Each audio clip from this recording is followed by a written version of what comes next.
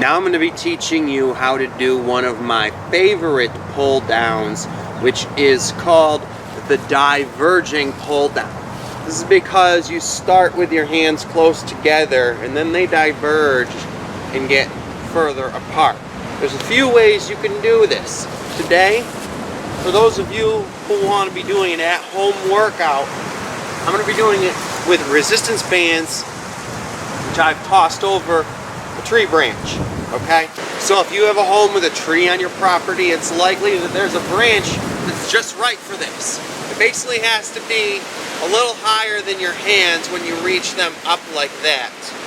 And then what you're going to do is you're going to grab the bands and sit. Start with your arms fully stretched upwards. And then you're going to pull down your shoulders and then pull your hands down in a diverging fashion to the sides like that until they get to just above the sides of your shoulders. You're going to want to use a heavier weight on this.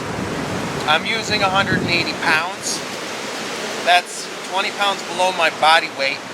But with resistance bands, you're going to want to use a heavier weight because it's not the actual weight. You're not getting the full weight of the band until you get to the bottom. And even then, it's probably not the full weight, right?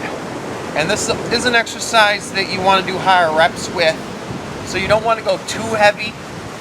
But with resistance bands, you do want to sort of overestimate the amount of weight you might need, okay? So this is a good exercise for 12 to 20 reps.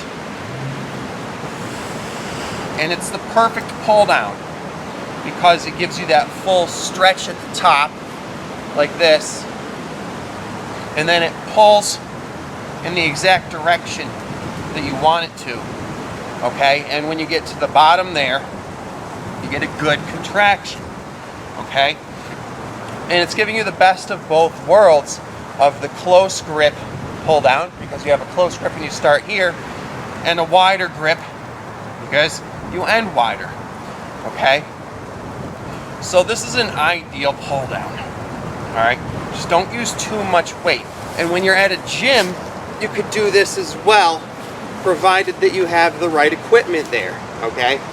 So a lot of gyms will have a diverging pull down machine, which is perfect, okay?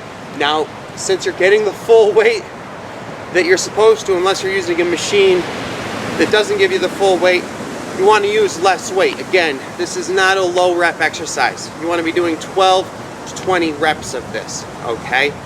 So don't overestimate your weight at the gym.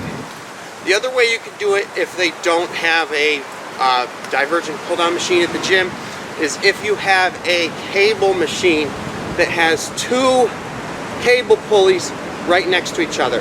I had a gym once that I went to which had a close frame, so it had the cables on the sides that slid up and down like that, and then it had two pulleys right here so I could sit, do the same thing I was just showing you, okay?